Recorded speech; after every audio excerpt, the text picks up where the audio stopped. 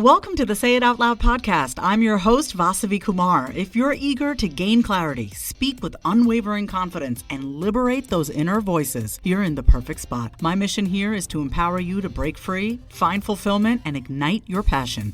You ready?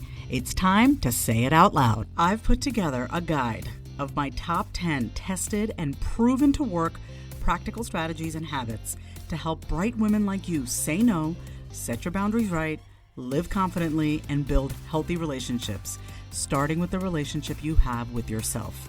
This is a self-paced guide, and I can't wait for you to dig into it so you can start becoming your most confident self, because she's in there waiting for you. Head to the link in my show notes or go to vasavikumar.com/guide and grab it today. If you've ever struggled with consistency and structure in your life, if you are someone who's been starting to feel that your life is in a little bit of a disarray and it's not as organized as you'd like it to be, then I'd love for you to keep listening, because I have a great question from Jason today. I'm going to go ahead and play it in a few seconds, and then I want you to come back and we're going to get into it. We're going to get into how I stay both consistent and structured as an entrepreneur, as a human being. I'm going to share both the mental and the tactical strategies that I use to stay consistent and structured as an entrepreneur. Let's get into it. Hi Vasavi, my name is Jason, and my question for you is, how did you build structure and routine into your life as a multi-passionate entrepreneur? I saw that you do voiceover work, you published your first book, and obviously you have this podcast, and you do a bunch of other things. How do you stay consistent in your structure and routine? I would love to hear about your process. Thanks so much. Jason, love that question so much. So I want to start off by saying that I love consistency and I love structure. I'm a fixed earth sign. I am a Taurus. I have bipolar disorder. I thrive with structure and I thrive with consistency. So you have asked the right person this question, because I want to share not just the tactical, like, oh, what are the tools that I use to stay consistent? But I want to share the deeper, like the deeper meaning and fuel that drives me to stay consistent and structured. You know, I mentioned on the last, I think it was like 2 or 3 episodes ago, what my word for 2024 was. And I said my word was grace, because there are going to be days where you are not consistent and you are not structured and you feel all over the place. And those are the days that you need to give yourself grace. However, I have found that the more consistent I am consistent, the easier it gets. So when I am consistent with my own consistency, with whatever it is that I need to do, I'm happier. And it just seems to become second nature. It no longer feels really hard. So let me get into the more tactical stuff first, okay? Because I got a lot to say about the mindset behind this. So I want to just go into the tacticals first. Here are the tools that I use. So I just got the big ass calendar. They sent it over to me and I've been using that. It's not a sponsored or anything like that. I just asked them if I could try out their calendar and they said, yeah. So they sent over the big ass calendar. So here are the tools that I'm currently using. I'm using the big ass calendar. I also use a planner where I write down everything as well. And then I also use Google Calendar, which syncs to my iCalendar, which is on my iPhone. So at any given moment, Jason, I can always see what my priorities are. I can always see what my commitments are to myself. So this podcast episode that I'm recording right now, I had it scheduled in on my calendar to record this episode today. I said at some point today I'm going to get it done. I think I might have put it down as like 1 o'clock, and then I was like, no, there's no way I'm going to get it done at 1 o'clock. But I knew that I was going to get it done at some point today. It was the only thing on my calendar. So how do I stay consistent? Like, what fuels me, Okay, so I just shared the tactical. I use a calendar, I use a written planner, I use technology, I use Google Calendar, I use my iPhone calendar to keep me on track. Every single thing that I need to get done is on my calendar. If I have to record a podcast episode, it goes on my calendar. I'm going to a spin class, it's on my calendar. I just started hot Pilates, that's going to be on my calendar. Everything that I am doing that requires me to show up is going to be on my calendar. I write weekly emails. That's going to be on my calendar. I might have already said that, but my point is everything that I have committed to showing up for goes on my calendar. Now let me get into why it is simple for me to be consistent and structured and why I don't overcomplicate the hell out of it. I made a decision in 2019 when I went back to rehab the second time. I made a promise to God that if with God's help, if I could get through the hardest period in my life, that was by far the most challenging period of my life, 2019, when I had to go back to rehab the second time. I made a promise to God. I said, help me get through this, and I will fully sink into the calling that you have for me, that you have divinely ordained for me, okay, in this lifetime. So that was, 5 years ago, right? I'm more consistent now and more structured now than I've ever been. And what I want to say with that is that I also have a lot of fun, and I have a lot of space and a lot of creative time for me to play with my mind, play with my creativity, play with my ideas. And so, Jason, that's really how I stay consistent and structured. I made a promise. I decided this is what I'm going to do. So let me give you an example. You may be listening to this and say, I really want to write a book. I really want to start a podcast. Great, but you haven't started yet because you haven't decided yet. You have not decided that you are going to be a podcaster. You have not decided that you are going to be a writer or an author. You're still dabbling in the idea. It's like contemplative phase, right? You're still contemplating the idea of it, but you haven't decided yet, right? Here's what I think. When you decide that you are going to be it, the consistency and structure just follows. Because it's like this. My mother, for example. I'm giving you another example here. My mother is a doctor.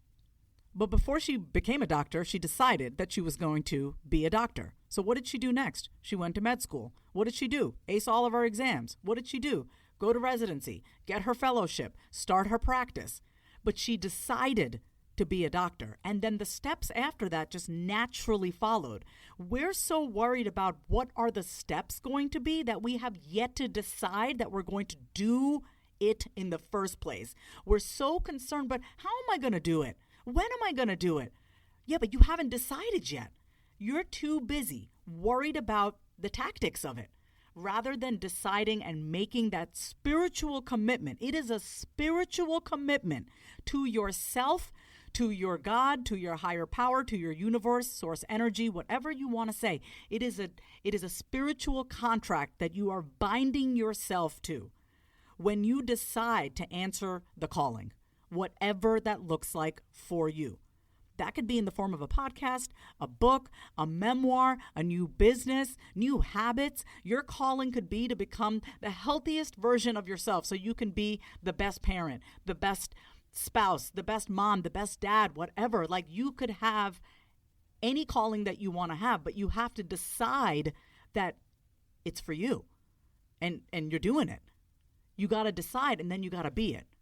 And then you got to ask yourself, a person who is a podcaster, a person who is a writer, what would their habits be? How would I be and show up? And what would I be doing if I decided to be this person, right? So most people get caught up on the technology and like, what do you use to be consistent and structured? And it's like, and the number one thing that I hear is like, oh, but if it's on my calendar, sometimes I don't follow through because you haven't decided. You have not decided yet. So make the decision to be the person and then be the person. Ask yourself, how would this person be? How would this person speak? How would this person get up in the morning, go to sleep at night, flow through the day? How would they approach certain problems? Would they look at problems as problems, or would they look at problems as opportunities, right? Just think of those simple reframes. It's actually quite simple, Jason. When you decide that you're going to do something or you're going to be somebody, right? That's a thought in your head. Then you say that out loud. You say, I'm going to do this. I am going to be this person. I am this person. And then your actions follow suit.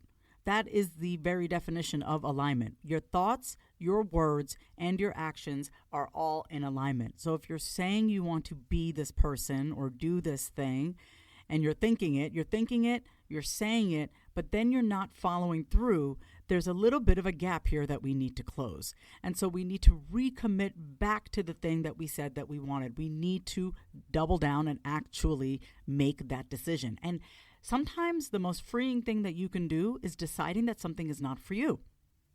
You can just say, this is not for me. Because when I think about entrepreneurship, it is not for everyone. It is not. It is not for people who are unwilling to grow, unwilling to rewire their brains, unwilling to be consistent and structured. It is not. It's going to be that much harder for you. And if you cannot get these basic foundational principles down, it's going to be a lot harder for you to build and grow whatever it is that you're trying to build and grow. So I want to say something about God being my CEO, because that's what I titled this episode. God is my CEO, how I stay consistent and structured in entrepreneurship, okay? I rely heavily on my God, okay? I rely heavily on guidance, on advice, on just listening to what God has to say to me. And so I made a decision 5 years ago, and probably much long ago before that, but I had many different distractions in my life, and I was young and I was growing and I was learning and making all the mistakes so that I could be here today sharing this with all of you today. So I made that decision that I was going to fully surrender to my calling. And it took me a few years to really, really align myself to my decision, because I was too busy doing this, or I had this commitment or that commitment, and, oh, I don't have time for God right now. Who has time to listen to God right now? You know, or like having a spotty relationship with God, like, oh, I'll just reach out to God when I need a little something, but then, otherwise I'll just be radio silent. Like, no, now I abide by what my CEO says to me, and my CEO is God. And so one of the questions that one of the women inside the Say It Out Loud group, she posed it to everyone inside the group, and she said, if you had a board of directors helping you run your life, who would be on your board? And I love this question so much. And so for me, the immediate answer was, well, first and foremost, God would be running the show, right? I am just here as a humble servant, listening to what God is saying and doing it. So it's not hard for me to be consistent, because I made a spiritual commitment. I signed a spiritual contract with myself and with God. And I said, this is what we're going to do.